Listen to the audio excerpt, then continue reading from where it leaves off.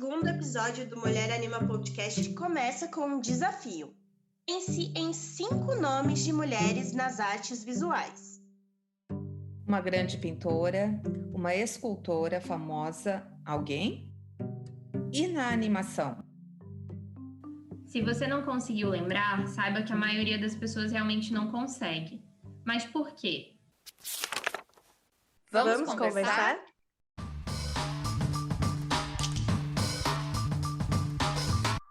Olá, eu sou a Carla Schneider, falo aqui do Rio Grande do Sul. Eu sou a Patrícia Lindoso e falo aqui do Pará. Oi, gente, eu sou a Larissa Prado e falo de São Paulo.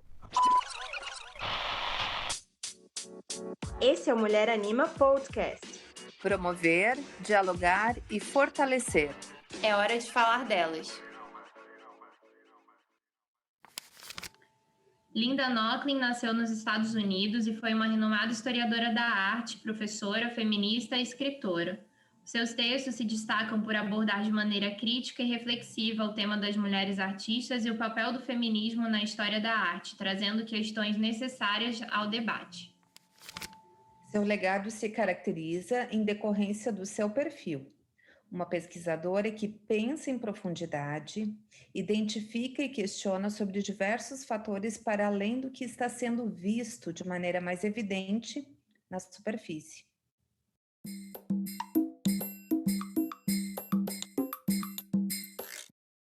A gente está aqui de novo com mais um episódio do Mulher Anima Podcast e para começar não podia ser diferente. A gente tem que agradecer todos os feedbacks, todas as pessoas que entraram em contato com a gente para trazer dicas, para trazer oportunidades de melhoramento e podem ter certeza que a gente escutou tudo com muito amor e muita gratidão.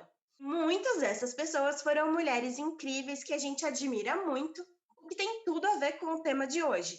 Afinal, vamos falar de um texto de mais uma mulher que trouxe um legado muito importante ao pensamento feminista e para a arte também. O texto que a gente vai utilizar é o Por que não houve grandes mulheres artistas. Esse texto foi publicado originalmente em 1971, mas o que nós lemos foi a tradução da Edições Aurora, que foi publicada em 2016 aqui no Brasil. Ainda não lemos outras obras da Linda Nochlin, mas ela tem muitos outros livros e vocês podem ver lá no post que a gente fez sobre a autora no Instagram. E a gente trabalhou exclusivamente em cima desse artigo. Então, esse artigo, eu tive contato com ele quando eu estava fazendo uma disciplina de especialização em arte e educação, e era uma disciplina de fundamentos da arte e educação, e um dos textos de referência que a gente estava usando nessa disciplina era um chamado Profissão Artista, Pintoras e Escultoras Acadêmicas Brasileiras, da Ana Paula Cavalcante Simeone. E aí eu fui procurar sobre essa autora e outros artigos e publicações dela, e tem uma resenha que ela escreveu que é chamada Difícil Arte de Expor Mulheres Artistas, que ela, na introdução, ela fala sobre esse texto da Linda Nochlin. E aí eu fui procurar sobre a Nochlin para ver as obras dela e os artigos.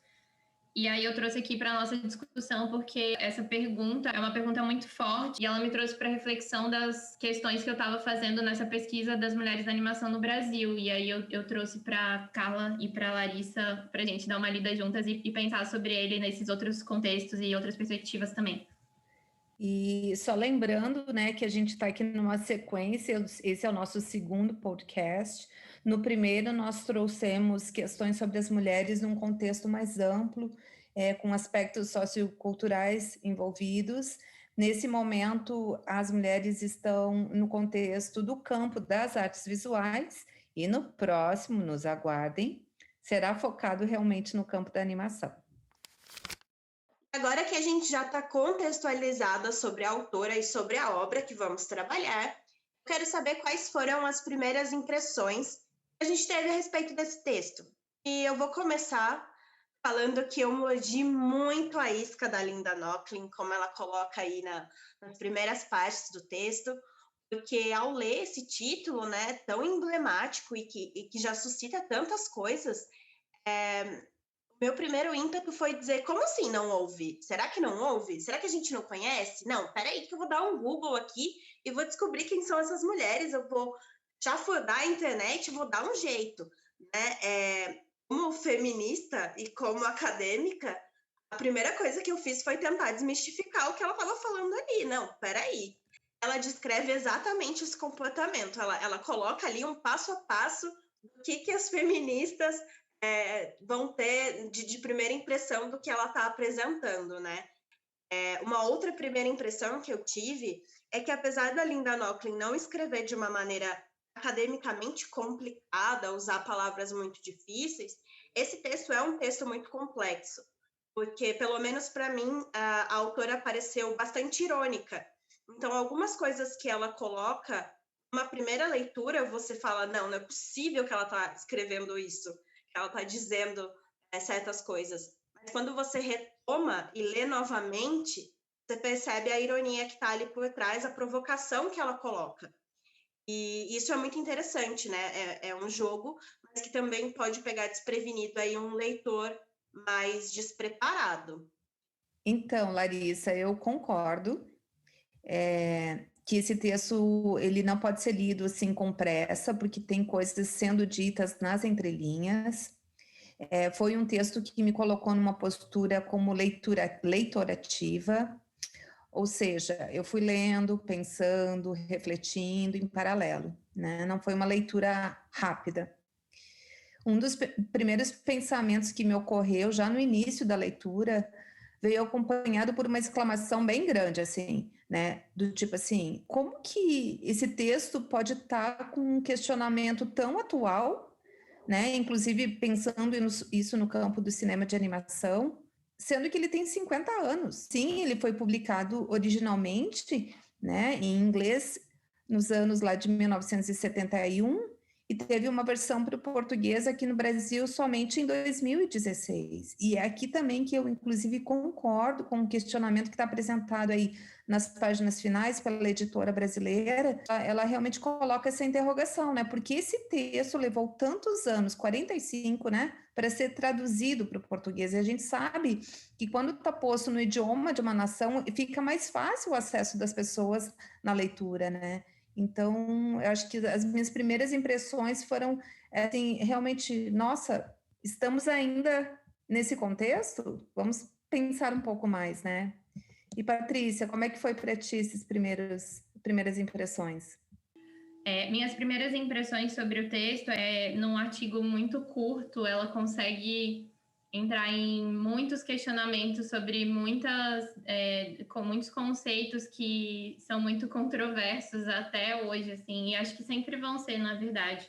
Ela questiona sobre o que é arte, o que é o feminino e o masculino, e o que é que estão buscando as feministas, né? E que realmente, como vocês falaram, é uma leitura bem densa, assim, e que coloca a gente para reler, repensar e ver realmente o que ela estava querendo dizer, porque ela chega com afirmações que parece que ela está falando uma coisa muito absurda, mas na verdade, se você usar fora do contexto, realmente vai parecer bem estranho, assim. E eu gosto muito quando ela fala sobre isso, da gente pensar em como as perguntas estão sendo feitas, por quem as perguntas estão sendo feitas, com que propósito elas estão formuladas, assim, porque tem mil maneiras de alcançar reflexões perguntando sobre diferentes perspectivas dessa mesma coisa, né? Porque dá vontade de conversar com ela, né? Quando a gente lê, dá vontade de conversar com todo mundo sobre ele, porque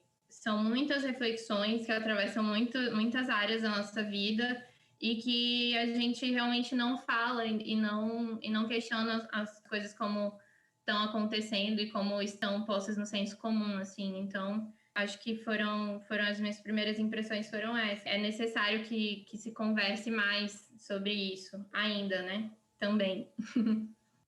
Pegando um gancho nisso que a Paty falou, que eu acho que é muito importante e que vai ser essencial para o nosso debate, esse texto, né, ele é tão pequeno, mas ele traz muitas questões. O texto da Nochlin, ele vai possibilitar diferentes interpretações, até porque cada uma de nós tem uma experiência, nós somos interpeladas por temas diferentes, né? Eu queria saber de vocês primeiro, depois eu vou colocar os meus pontos, mas eu queria começar com a visão de vocês. Carla, conta para mim aí um pouquinho do que você achou desse texto. Então, eu tenho vários questionamentos, mas um que eu queria colocar aqui, que eu escutei na fala de vocês duas, o destaque para um texto denso e pequeno. Eu pensei, gente, mas o que é esse pequeno mesmo? Eu fui aqui olhar, são 24 páginas, vamos esclarecer, tá? Porque talvez ele seja pequeno se a gente for pensar num formato de um livro, embora ele tenha sido publicado como um livreto, né? Mas um livro, assim, de muito mais páginas. Mas, poxa, em 24 páginas a gente consegue desenvolver o mundo, né? Ainda mais se for nesse formato de escrita que nem a Linda Nochlin nos trouxe. Esse jeito dela refletir e transpor para a escrita me fez lembrar também a abordagem do filósofo francês Michel Foucault, que nos alerta num livro dele chamado Arqueologia do Saber, sobre a necessidade de mantermos um olhar investigativo e crítico no sentido de identificar elementos históricos não pela visão linear e descritiva dos acontecimentos, mas enquanto fatos que vão sendo reescritos, que mantém como pano de fundo uma transformação regulada, ou seja, é como se fosse um jogo de regras que vai se repetindo, independente da época que se vive. E isso me chamou a atenção porque, de certa forma, eu repenso, assim, nas minhas pesquisas nesse sentido. E é aqui que eu volto para aquela exclamação inicial que eu tive com o texto, né? Disse assim, mas, poxa, aqui estão questões que a gente continua ainda trazendo, né? E trago também por uma interrogação, por que esse texto, então, se torna tão atual, né? Esses questionamentos estão interligados com o que eu acredito ser a essência no texto da Linda Nochlin, mas também, assim, teremos as respostas conforme formulamos as perguntas. E isso, para mim, é muito valioso em termos de quem tem interesse, né, de pesquisa. Isso parece tão óbvio às vezes, mas no âmbito das pesquisas, da elaboração de novos conhecimentos, são as perguntas que nos encaminham. Então, trazendo para o campo da animação, não basta sabermos quais são as brasileiras na animação, ou quem foram as pioneiras, né? A gente precisa saber também como que elas conseguiram e conseguem realizar seus filmes. O como é fundamental nesse contexto, porque nos traz dados das condições e contextos.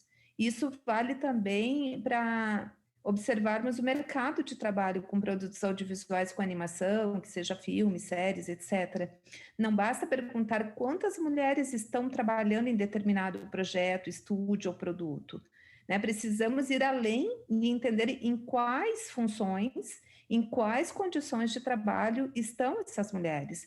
Porque por que essas perguntas são necessárias? Bom, se vocês nos acompanham aqui desde o episódio 1 do Mulher Anima podcast, já tivemos pistas de que muito do nosso empenho nesses diálogos aqui é no sentido de compreender e refletir coletivamente sobre a igualdade de condições que as mulheres ainda precisam batalhar e conquistar sobre isso.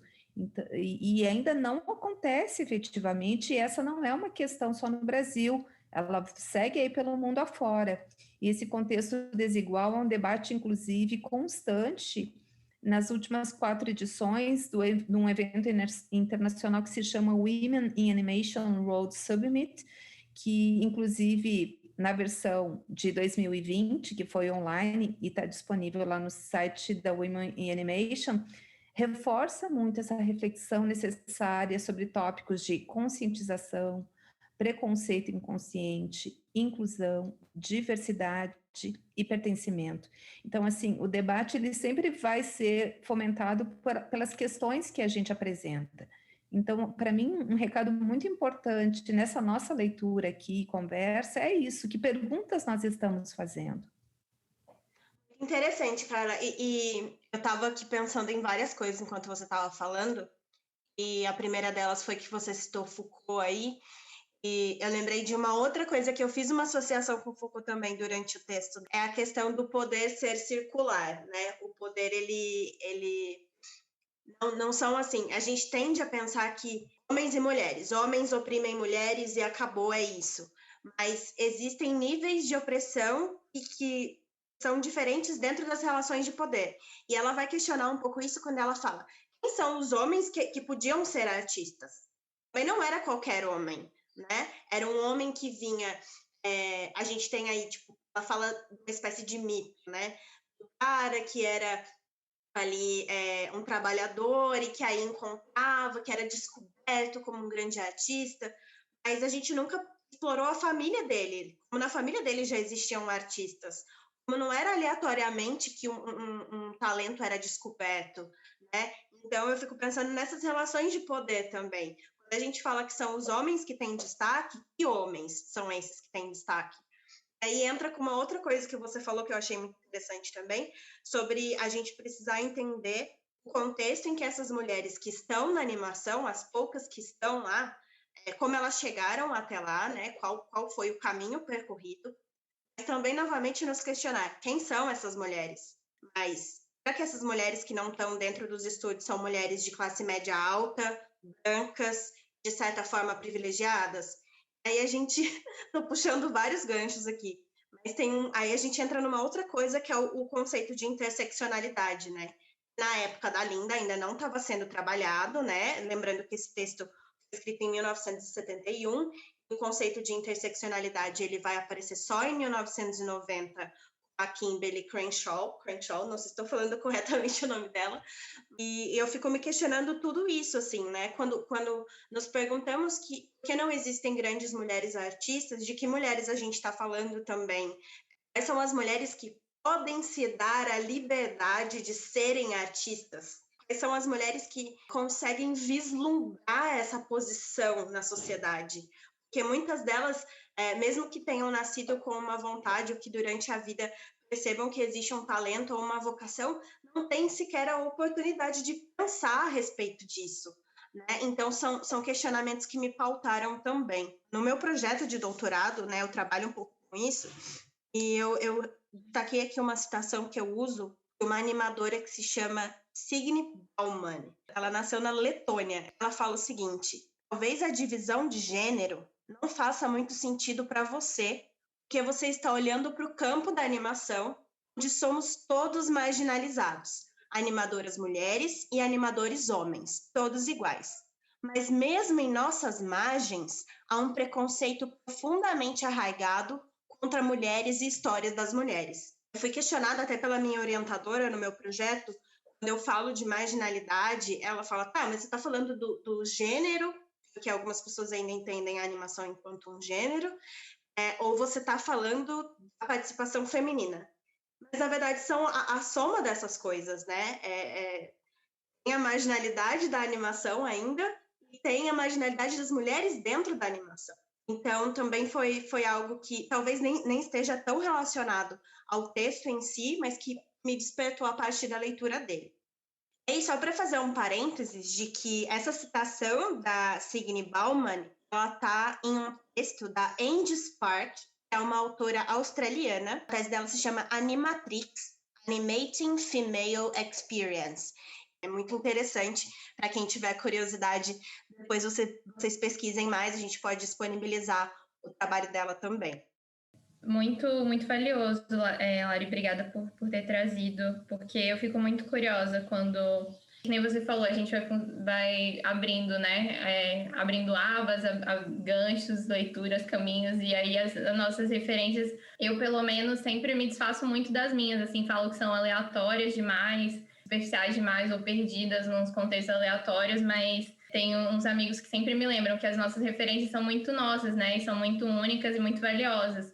E a gente vai construindo coisas incríveis com elas, assim. É legal trazer essas outras animadoras, pensadoras que estão pensando nos seus contextos aos pouquinhos e se acrescentando. Porque eu tenho um documentário na Netflix que chama Feministas... Elas estão pensando. Que elas estavam pensando isso, que tem um depoimento... Tudo que é pessoal é político, né? E eu acho que passa exatamente por aí que você estava falando, assim, se a gente realmente for prestar atenção nas coisas que nos atravessam e como a gente sente, como a gente reflete sobre elas, e a gente vai acessando lugares que são muito... que a gente percebe que são de outras pessoas também, tem outras pessoas falando sobre isso e pensando sobre isso. E a gente consegue fazer movimentos e mudanças em relação a isso. Isso é começar ondas, né? Mesmo que pequenininhas, e eu acho que é bem importante, assim. Mas voltando para as reflexões que nos fazem pensar, eu acho que não tem como desassociar, assim, partindo dessa fala de que tudo que é pessoal também é político, a gente não consegue pensar nessas circunstâncias em que as coisas acontecem, quem são, que nem você estava falando, quem são essas mulheres que conseguiram como um milagre, né? Porque que nem a Linda Nochlin fala no texto, é quase um milagre que algumas pessoas tenham conseguido acessar esses lugares que são territórios de dominância de homens brancos, né? Basicamente. Então, quem não se encaixa dentro desse padrão, assim, que está posto, realmente fica bem difícil acessar. E como a gente pode pensar maneiras, fazer essas outras pessoas, que por vezes são maiorias, na verdade, não são minorias, né? Acessar esses lugares que são válidos e vivências e maneiras de viver, se expressar e trabalhar e fazer, né? Tudo isso acontecer e se comunicar, enfim. Então, não tem como desassociar da questão de classe, gênero e raça, não tem como fazer isso, se a gente não começar a pensar dessa maneira, assim, eu acho.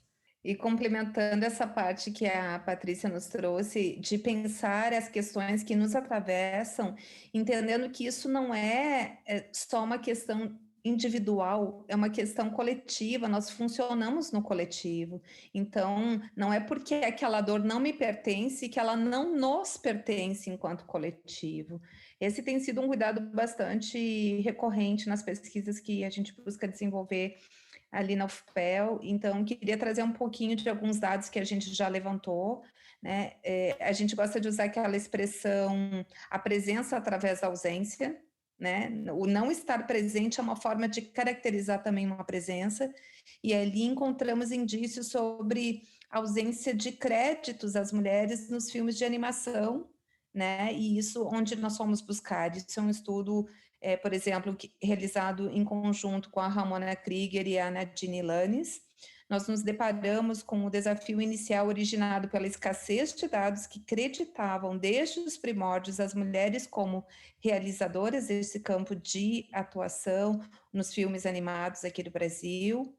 Aí, colocando isso novamente em termos de exemplo, né? Se assumirmos como uma amostra representativa da filmografia brasileira as produções presentes no livro Animação Brasileira Sem Filmes Essenciais, que é um livro super interessante, organizado através da parceria entre a Associação Brasileira de Cinema de Animação, ABCA, e a Associação Brasileira de Críticos de Cinema, Abracine.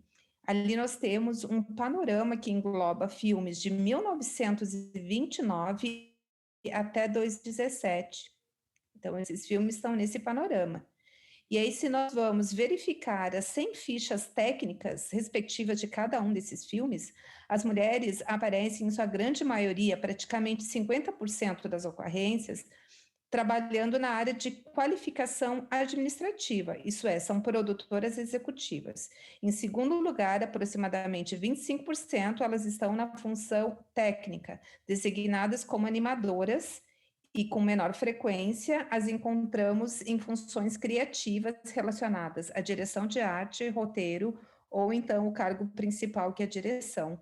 Aí, com esses dados em mente, eu voltei para o pensamento da Linda Nochlin, onde ela diz que outras mulheres não estão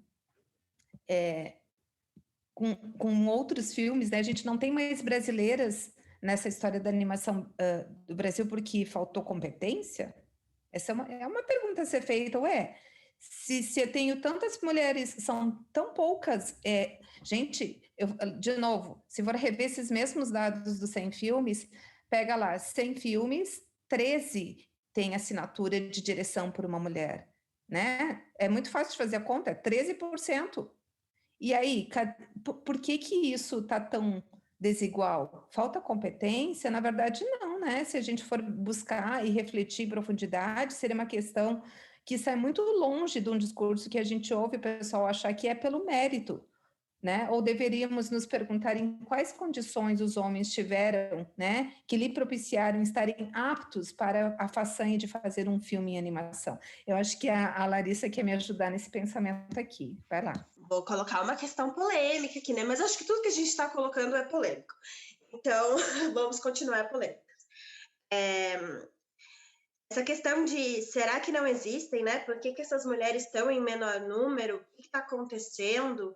Isso me relembra muito o meu processo de pesquisa durante o mestrado, mas de como eu ouvi alguns homens entrevistados para pesquisa e que as mulheres não chegam até essas equipes de animação por falta de iniciativa. Porque, de alguma forma, elas se sentem oprimidas e isso pode desencorajá-las, então elas não apresentam os seus projetos, não... Mas, aí, tem alguma coisa errada nisso tudo, né? E também, assim, falas de que... Como que eu vou explicar para a minha equipe que eu estou abrindo uma vaga para uma pessoa porque ela é mulher? Eu não consigo explicar isso para a minha equipe. E aí a gente entra num outro tema que é muito delicado, que é o tema da meritocracia, né? De, não, eu só dou o lugar, eu dou a vaga às pessoas que têm mais mérito, e acontece que essas pessoas não são as mulheres, não têm sido as mulheres. Aí, eu venho pensando nisso já há bastante tempo, né? A minha dissertação é de 2000 e eu entreguei em 2019. Recentemente eu estava lendo um texto da Joan Scott, numa disciplina do doutorado. Ela vai trazer um exemplo sobre raça, na verdade, mas que eu acho que a gente pode aplicar muito bem a questão das mulheres também. E aqui eu vou trazer novamente uma citação. O texto da Joan Scott é o Enigma da Identidade. Ela vai falar o seguinte, né? É uma citação do contexto universitário, mas ela fala que em 1994, na Corte de Apelação Federal, no caso Hopwood, era um caso de cotas, né, que falava de ações afirmativas, que declarou inconstitucional a política de admissão de ação afirmativa na Escola de Direito da Universidade do Texas. Os juízes entenderam que não havia nenhum interesse do Estado em garantir a diversidade étnica, racial, de um corpo discente, e que a raça era uma consideração trivial. O uso da raça para escolher-se estudantes simplesmente garante um corpo discente de aparência diferente. Esse critério não é mais racional em seus próprios termos do que escolhas baseadas na estatura ou no tipo sanguíneo dos candidatos. Então, para eles, o fato da raça é tão relevante quanto o tipo sanguíneo, né? E eu acho que a gente entra aí num paradoxo também, que a Joan Scott vai falar muito sobre isso, que quando eu busco a igualdade, eu defino a diferença. Por quê? Porque eu estou falando, eu preciso que as mulheres sejam consideradas um grupo diferente, que elas tenham as mesmas oportunidades dos homens, e aí sim tenham direito a oportunidades iguais. Então, ao mesmo tempo que eu estou definindo a diferença, eu estou buscando a igualdade. Quanto isso é um paradoxo, né? Mas essas entrevistas no meu mestrado me mostraram muito isso, que a justificativa que a gente vê ainda é de que mas todos são iguais, então eu não preciso ter oportunidades diferentes para as mulheres, não preciso buscar mulheres para compor a minha equipe, porque todos são merecedores, e os merecedores vão chegar até onde eles querem. Se essa mulher for realmente merecedora, se ela tiver talento suficiente, não importa se ela for mulher. Então, a gente tem esse paradoxo, né, de não queremos ser identificadas apenas como mulheres, mas precisamos ser identificadas como mulheres para abrir espaços. Enquanto isso é contraditório, mas reflete como as coisas se estruturam, né? E aí eu entro num outro ponto, que é muito caro para mim, porque, como eu já falei, esse tema tem muito a ver com o meu projeto de doutorado, mas eu estou buscando até então reconhecer uma estética feminista dentro das produções autorais feitas por mulheres no Brasil. O meu maior medo quando eu defini esse projeto foi o de que, mas poxa, eu posso ser muito mal interpretada por estar tentando categorizar as mulheres. Falar, esses temas são exclusivamente femininos, então as mulheres vão trabalhar apenas com isso. Mas existe uma diferença, e a Linda Nochlin, ela usa o feminino Linda Nochlin, ela vai falar da questão da diferenciação pelo feminino, que a gente não pode encontrar dentro das artes, e aí ela vai falar da pintura, uma estética feminina, né? A gente não pode classificar obras dessas mulheres por conta de uma estética feminina. Aqui eu trago o contraponto da estética feminista, né? É um pouco diferente. Eu não vou entrar no que é feminino, mas no que é feminista. E aí eu não concordo com o que ela coloca em algumas partes do texto, justamente por isso. Tem um momento em que ela diz em que é possível fazer esse tipo de classificação, né? Ela ainda coloca que a ingênua ideia que a arte é a expressão individual de uma experiência emocional, a tradução da vida pessoal em termos visuais. Então, eu acredito que toda a produção é um reflexo do que nos interpela durante a vida. Afirmar isso, né, também de que existe essa estética feminista e de que a gente pode procurar isso nas obras das mulheres, eu me baseei também em diversos autores que estudam a animação. E aí eu acho que é nesse momento que a animação ela vai se diferenciar da pintura, ou da escrita, ou uma escultura, por exemplo.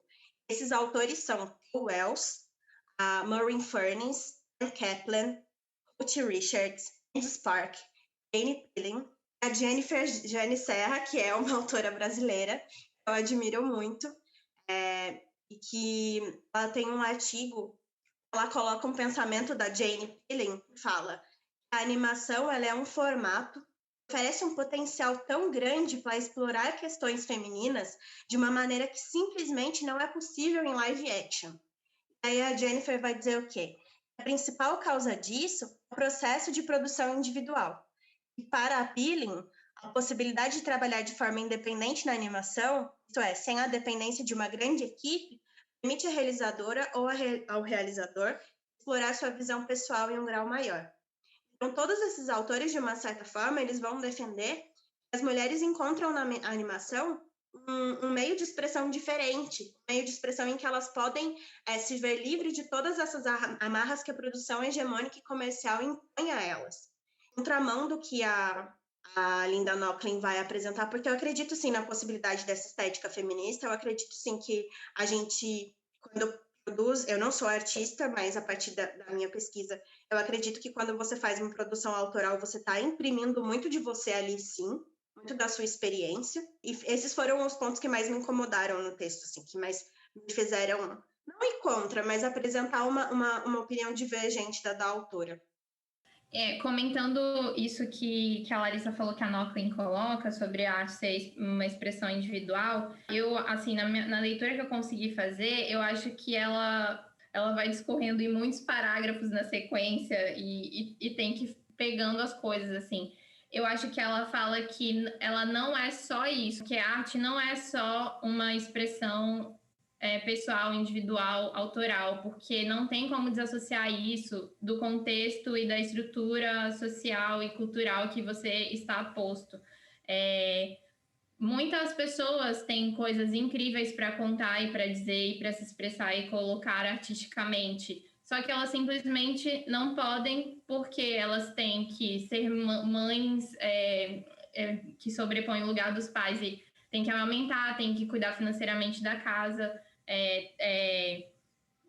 Enfim, elas estão pensando nas coisas básicas para a sobrevivência e não conseguem ter acesso a coisas para estudar arte, para dominar técnicas, para, enfim. A Nochlin faz esse contraponto de que a sociedade como um todo parte sempre desse senso comum de que ser artista é uma coisa milagrosa, cósmica, que vem uma coisa dos céus, né? E que a pessoa é talentosa naturalmente. Aí eu trago agora aqui um outro texto que é da Jane Brewer, que eu não sei se é assim que fala, que foi traduzido aqui para português pela Garotas do Motion.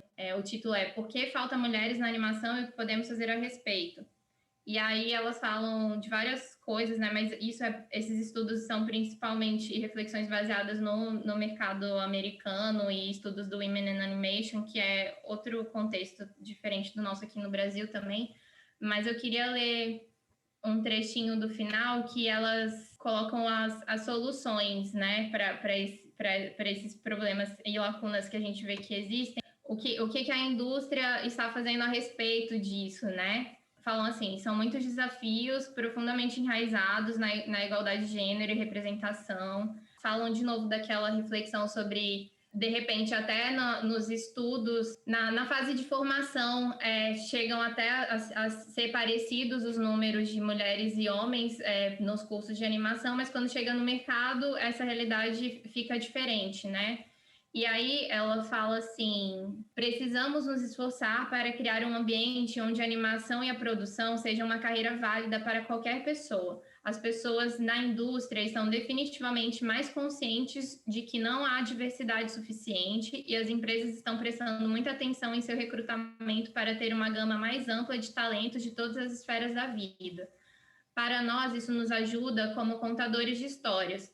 Tornamos-nos uma empresa mais completa se pudermos contar com a autenticidade de qualquer história que entrar pela porta. Eu acho que essa fala é de uma outra pessoa, da Kit Turley. Agora, voltando para o texto da Linda Nochlin de novo, que é uma ilusão, né? É uma ilusão a gente achar que pessoas que estão no poder, que têm esse poder de decisão de quem participa ou não das criações e construções, enfim, de que eles vão se simpatizar naturalmente com uma causa que não atravessa diretamente eles, assim. Então, é muito importante que a gente crie esses espaços como mulheres, converse sobre isso e vá alcançando o máximo de pessoas que a gente conseguir e conversar e se movimentar em relação a esse assunto, porque é a gente que vai ter que fazer isso. A gente não pode esperar que um governo faça, que venha... O ideal seria isso, né? Assim, que essas questões de classe fossem debatidas pela comunidade, pelo coletivo, sempre. E é isso, né? O que é pessoal é político e essas coisas vão se expandindo. Então, vamos conversar sobre isso, vamos deixar isso acessível de várias maneiras possíveis, dentro das criações, dentro dos espaços de conversas, nos textos, nas obras, nos podcasts, nas coisas que acontecem, porque a gente não pode esperar que alguém faça isso pela gente, assim, a gente tem que se movimentar nesse sentido, assim.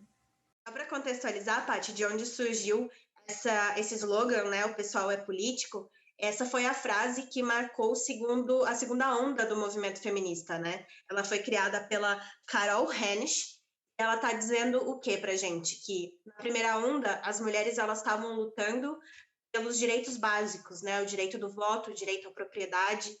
E na segunda onda, que vai até 1980, essas mulheres começam a dizer que o pessoal é político. Então, elas vão falar da família, elas vão falar da sexualidade, elas vão falar de temas que, entre aspas, ficavam entre as quatro paredes, né, da casa, que não eram compartilhados, que não eram problematizados. Então, a primeira onda e a segunda onda vão se diferenciar por isso, pela tomada de consciência, né? Elas partem de que, ok, estamos conquistando direitos básicos, mas não é só isso que a gente precisa. O pessoal também é político. E aí elas entram nessas outras questões. Aí, aproveitando essa fala da Larissa, explicando um pouquinho sobre as ondas do movimento feminista, a Djamila Ribeiro traz na introdução do livro dela sobre o lugar de fala, dessa coleção Feminismos Plurais, ela coloca inicialmente esse discurso da Sojourner Truth, denominado E Eu Não Sou Uma Mulher, que foi feito em 1843. Eu lembrei dele agora porque ela traz justamente esses problemas e dilemas que o feminismo hegemônico enfrenta e que tem muitas particularidades, né? Enquanto essas mulheres lá estavam lutando para votar e as outras reivindicações que elas estavam fazendo, outras mulheres não estavam nem, acho que, tendo acesso a coisas muito básicas, né? Estavam saindo desse contexto de serem escravizadas na América do Norte, enfim. Então, acho que são coisas que a gente tem que pensar além dos limites e das fronteiras, assim, das nossas próprias reflexões, né? Só complementando, né, que esse trecho, se não me engano, eu já li também, Paty, ela fala assim, né, de As feministas da primeira onda estão lutando pelo direito de trabalhar, mas as mulheres negras trabalham desde sempre. A gente está trabalhando desde sempre. Então, de que mulher esses movimentos estão falando, né? Eu gostaria de complementar questionando por que seguimos esse raciocínio que considera como premissa o tal mérito, a tal competência. Eu acredito que nós precisamos olhar com mais profundidade para isso, para o contexto que está no entorno dessas mulheres. Eu aprendi um pouco mais sobre economia do cuidado, por exemplo, que é justamente esse tipo de trabalho onde as mulheres são as principais protagonistas, cuidados nos mais diversos níveis, né, dentro de casa ou de profissões que são invisíveis, pouco valorizadas e muitas vezes não remuneradas, né? O cuidado com a família, os mais diversos parentes, inclusive, e o dia a dia, o cuidado com uma casa.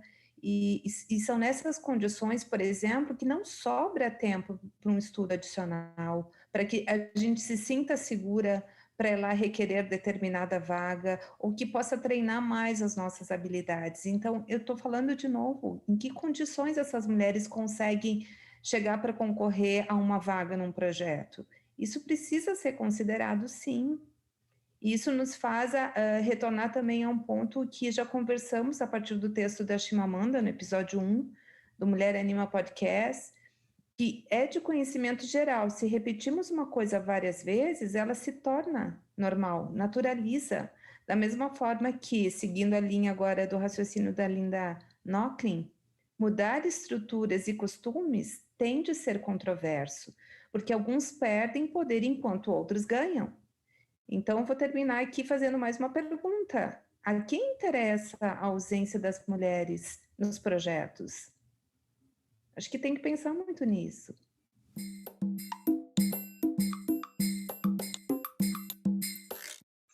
E agora a gente vai entrar naquela sessão onde a gente reflete sobre as perguntas que esse texto fez para o Mulher Anima Podcast. E, Carla, conta aí para mim qual foi o seu questionamento. Desde que eu fui lendo, meus pensamentos em paralelo foram remetendo para quais perguntas eu preciso formular ou ainda reformular nas minhas pesquisas sobre as mulheres na animação, para enfim chegar em dados que me propiciem melhores reflexões, expansão da consciência individual e coletiva, que resultem em atitudes que possam efetivamente contribuir para melhorar o atual contexto das mulheres na animação brasileira.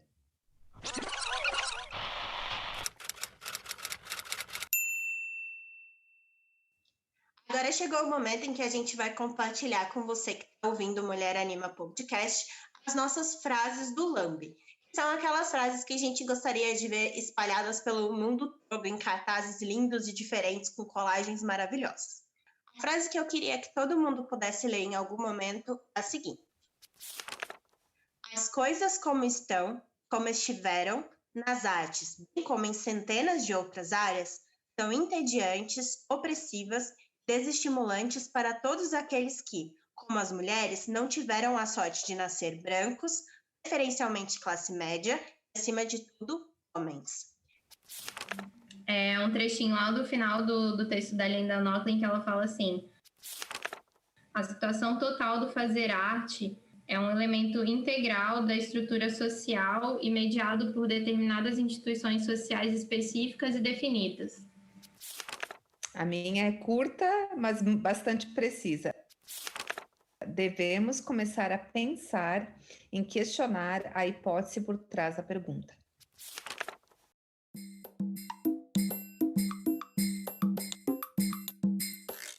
E eu quero fazer um agradecimento a esse momento que a gente está tendo, porque eu sou uma mulher branca de classe média, que teve oportunidades, né, que estudou em universidades federais, que teve escolas com ensino de qualidade excelente. Então, eu estou numa posição muito privilegiada, mais do que muitas mulheres. Né? Eu me junto a esse teu sentimento, Larissa, com certeza. Então, a gente está falando aqui a partir das nossas experiências também.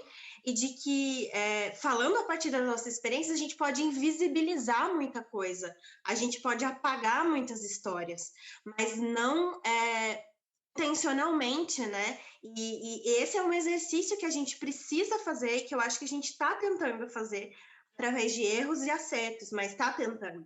Né, que é tentar, fiquei até arrepiada, mas que é tentar reconhecer, né, que é isso aí. As nossas experiências não são as únicas possíveis e que existem mil outros jeitos de ser mulher e de experienciar, de viver, e problemas diferentes que se apresentam. Então, é um exercício e a gente vai falar coisa errada, a gente vai errar, a gente não consegue abarcar tudo, né? Mas estamos tentando.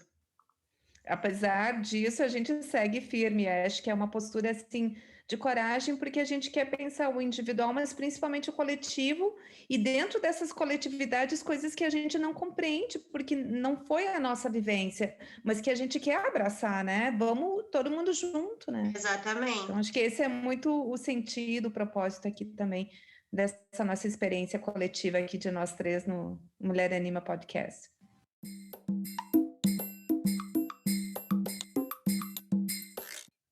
Esse segundo episódio do Mulher Anima Podcast foi bem recheado de reflexões, né? Eu imagino que a sua cabeça deve estar cheia de ideias igual a nossa. Mas é isso aí, vamos junto, refletindo e criando novas estruturas e fazendo um movimento de reconhecimento dessas mulheres e de fortalecimento também da nossa animação. E se você ficou interessado, quer saber mais sobre o nosso projeto ou acompanhar o Mulher Anima mais de perto, vai lá no nosso Instagram, segue a nossa página, curte as publicações e fica de olho. Até a próxima! Esse é o Mulher Anima Podcast. Promover, dialogar e fortalecer. É hora de falar delas.